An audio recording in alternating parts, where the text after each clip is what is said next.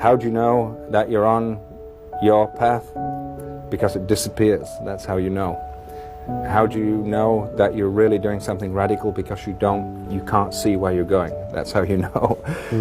But everything you have lent on for your identity has gone.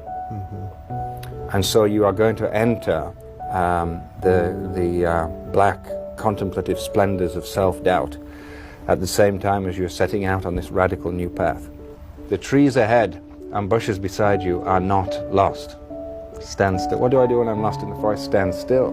The trees ahead and bushes beside you are not lost. Wherever you are is called here, and you must treat it as a powerful stranger. Vibe.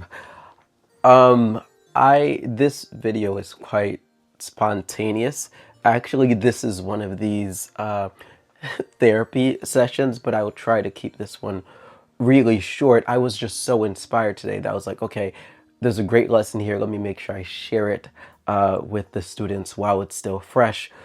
So today I went on a walk with the little doggy, and we went to Blunt Park, and we're walking there, and I bump into this woman, and her name is Angeline. And she was with her daughter as well, who I forgot her daughter's name. I'm so sorry. I want to say it's Angelica, but I know that the nickname that she gave her daughter was Buddy. But long story short, it was just so, you know, those people where it's so easy to just have a conversation with them, and you fall into conversation and immediately you're like on the same wavelength. It was literally just that. I felt like I've known this woman my entire life, and we just talked, opened up about various things. The reason why this was so beautiful and so interesting and just so wonderful for me is because I always say that I know that my steps are divinely orchestrated. I know that there is some path that I'm called towards, and very often when I go on my walks, they're more just to clear my mind and to calm down and to step away from the work. But today I was wrestling with like a lot of self-doubt and insecurity and not knowing how I'm going to move forward and what is the next path. What's the next step I'm supposed to take on the path? And I know that sounds strange because I always say, and I do mean, that I am borderline arrogant, and that is true. But I am also my harshest critic. And I was looking at the next mountain being forming this organization that sends students abroad. And I was like, I don't know how I'm going to create that. Like, what do I do?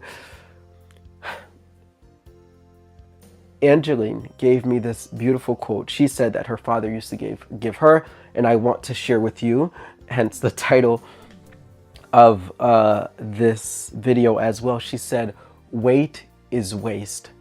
And I absolutely love that. And that's just what I needed to hear. In the very first part of this video, I posted something quoting a man where he says that the path disappears once you're on it. And that even when you're a bit confused, you can just be still and just know that just moving forward after being still and centering yourself, you're going to fall right back onto the path. And I'm so grateful. It was such a serendipitous moment. I'm so grateful that I bumped into Angeline today because I think I just needed to hear that. So I say that to you, all of my students as well, that the path is right in front of you.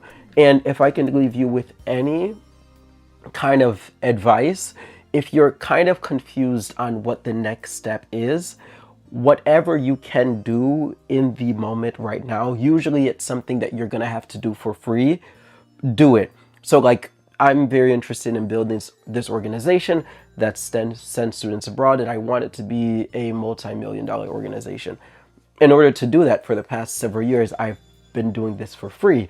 And I don't mind doing it. I know I'm called to do it because I'm so passionate about it, and I don't mind doing it for free. So if you are interested in like being an actress, start creating short skits on your cell phone. If you're interested in being a rapper, start recording music and put it on SoundCloud. If you want to be a veterinarian, go to your local animal shelter and volunteer there. Whatever it is that you're absolutely passionate about, start doing it for free and see if you're really that passionate about it. The final thing I'm going to say, and I'll leave you with a video by Les Brown. When I went to get my tattoo that said "Ask for Adventure," I went with a very good friend of mine called Josh, and he got a tattoo that stated "Death Awaits." I made a video about it a while back when I talked about my experience with bungee jumping. There is something really beautiful, and Les Brown said this beautiful quote as well, where he says, "Live full and die empty." I am absolutely petrified to think that there might be some kind of dream, goal, something that I could have built that I didn't end up building. That for me is such a scary thought that it's so worth all the risk I take. And when I really sit down and think about it, all the crazy stuff I did back in college when I should have been studying but was partying instead, like I think about all those moments and I tell myself, like, I can take these healthier risks now. Final quote I'm going to leave you with, and I'm paraphrasing here. This is another quote by Les Brown where he says, "Hell, the place of hell, is nothing more than dying and meeting the person that you could have become."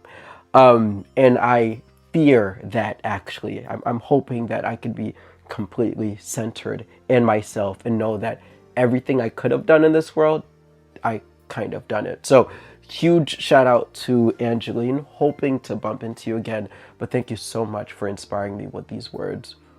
Weight is waste.